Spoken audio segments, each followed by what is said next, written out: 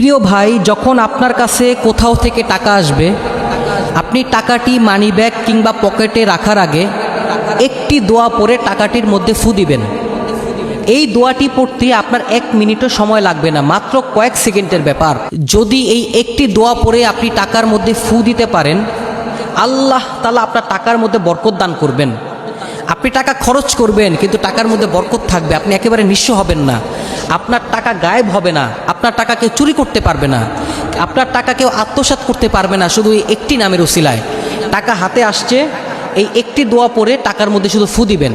আপনি নিজে দেখবেন যে এই দোয়ার উসিলায় আল্লাহ তাআলা আপনার টাকার মধ্যে কত বরকত দান করছে।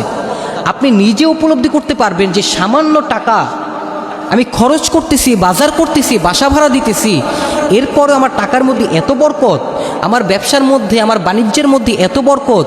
আপনি অবাক হয়ে যাবেন এই দোয়ার, এই আল্লাহ তাআলার এই নামের ফাজিলত দেখলে। দোয়াটি হচ্ছে ওয়াকাফা বিল্লাহি ওয়াকিলা, ওয়াকাফা বিল্লাহি ওয়াকিলা।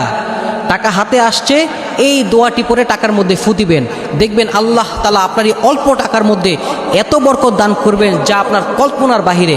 আল্লাহ তাআলা কোত্থেকে আপনাকে টাকা দিবে, কোত্থেকে আপনাকে রিজিক দিবে, আপনি কল্পনাও করতে পারবেন না। এই দোয়াটা এত পাওয়ারফুল একটা দোয়া।